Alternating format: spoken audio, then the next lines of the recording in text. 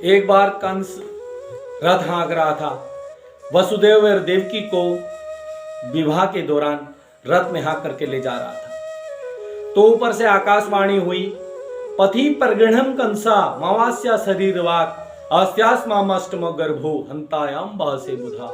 अरे ओ कंस, जिनकी रास पकड़ करके तू जिनको रथ पर लेकर के जा रहा है, इनकी 8वीं संतान तेरा काल होगी। जैसे ही कंस ने सुना कि 8वीं संतान काल, और वैसे ही रथ से नीचे उतरा और वसुदेव और देवकी भी देख रहे हैं, और कंस ने तलवार निकाली और देवकी की चोटी पकड़ करके उसको मारने लगा। वसुदेव जी ने कहा, महाराज मैं तो सत्य बोलता हूं, हमेशा मेरी बात पर तो विश्वास करो, जब 8वीं संतान होगी मैं तुमको सौंप दूंगा। कंस ने उनको छोड़ दिया। कंस ने कहा बस बस ठीक है, जब 8वीं संतान होगी तो तब बढ़िया हो जाएगा, तो 8वीं संतान मेरे पास आ जाएगी तो मैं उसको मार दूंगा। कंस ने छोड़ दिया।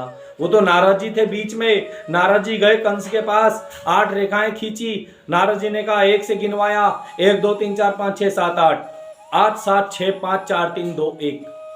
कंस ने कहा बस बस मैं समझ गया, कहीं पहला ही बच्चा कहीं 8वां ही बच्चा ना हो। तो पहला बच्चा हुआ। पहला बच्चा देख करके कंस को भी दया आ गई।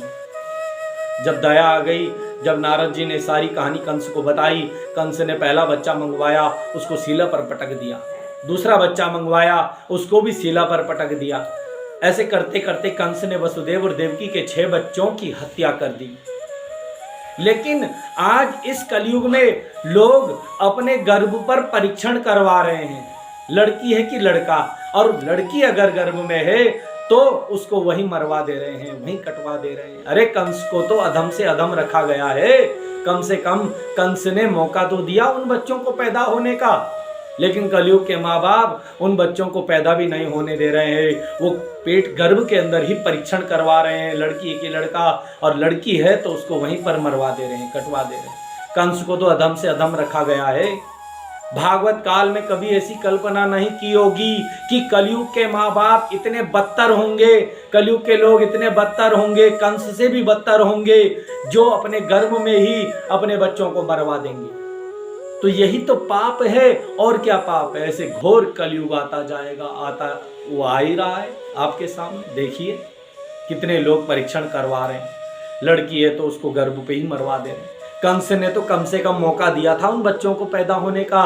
कलयुग के लोग उन बच्चों को पैदा ही होने का मौका ही नहीं दे रहे हैं, उनको अपने गर्भ में ही मरवा दे रहे हैं। बताइए कितना घोर कलयुग आ गया है, घोर पाप आ गया है। आजकल लोग बड़े बड़े मतमतांतर चल पड़े। कितना पाप इस धरती पर बढ़ गया है, कितना पाप। यही तो पाप है। यही तो जो कोरोना काल जो हमारे अभी पीछे आया था, कोरोना काल चला, फिर गाय माताओं को लिम्पी वायरस लगा, ये क्या है। यही तो जब जब जीवन में पाप बढ़ जाता है तब तब ऐसा ही होता है। कहीं पर कर पर कई लगाए जाते हैं, कहीं कड़ाके की सर्दी, कहीं गर्मी, कहीं वर्षा, कभी कुछ उथल पुथल हो रही है धरती, कभी इतने भूकंप आते रहते हैं। ये क्यों हो रहे हैं? ये सब हमारे इन पापों के कारण हो रहे हैं। इसलिए 24 घंटे भगवान का नाम और प्रणाम, ये 2 बना करके रखना।